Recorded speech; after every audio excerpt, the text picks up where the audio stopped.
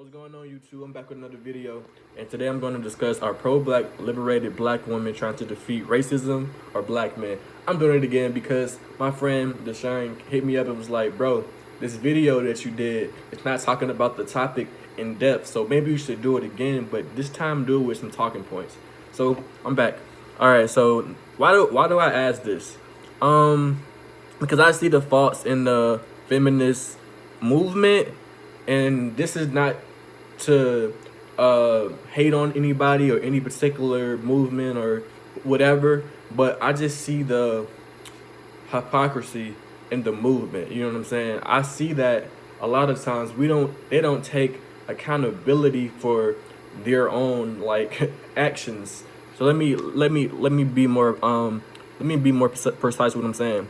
I think they blame majority on their problems on black men. Why do y'all do that?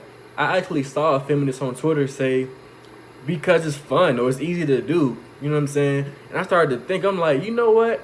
I respect that only because she understood that there is hypocrisy within the movement. And she also understood that they do blame a lot of their problems on black men. All their problems, as a matter of fact, on black men. Which is a funny joke, but it's just not realistic. You know what I mean?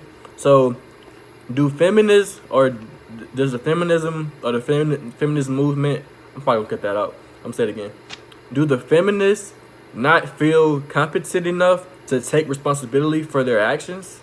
That's a question, because I wrote that down because me and my friend were talking about this very topic, and he was just like, they don't have any type of accountability for nothing that they actually do. Like nothing. All of it is us. All of it is black men.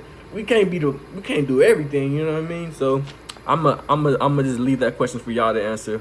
How many black women are talking about other races when they say men are trash? Okay, that's a good point that I wrote down. First of all, due to the lack of diversity in urban communities, urban neighborhoods, the only men you could be talking about are black men, because that's all you've been with. None of us, a lot of the black women in certain neighborhoods in certain parts, especially South Fulton, let's keep it real, because that's where I'm from. I'm from Atlanta, so we haven't been around a lot of diversity unless we went to a different to a college with diversity. But other than that, we've been around. Well, I'm gonna speak for me. I've been to Love T. Nolan, GBW Northcutt, middle school, Woodland Middle School, and then Langston High School. Those are all predominantly black schools. All predominantly black schools. I haven't even been around white women to have an opinion on if they're trash, if they're, whatever. I don't even have an opinion on white women at all because I haven't been around enough of them. You know what I mean? So that's my first point. I think we like to use our experiences as the grand scheme of things, and I don't think that's actually accurate. You know what I mean? All black men can't be trash. All right, next talking point. I think the bigger issue is a systematic racism in the black household, but put there by allowing the influx of black single mothers, which then in turn causes black mothers to depend on government assistance. Government assistance is something that I feel like everybody uses, you know what I'm saying?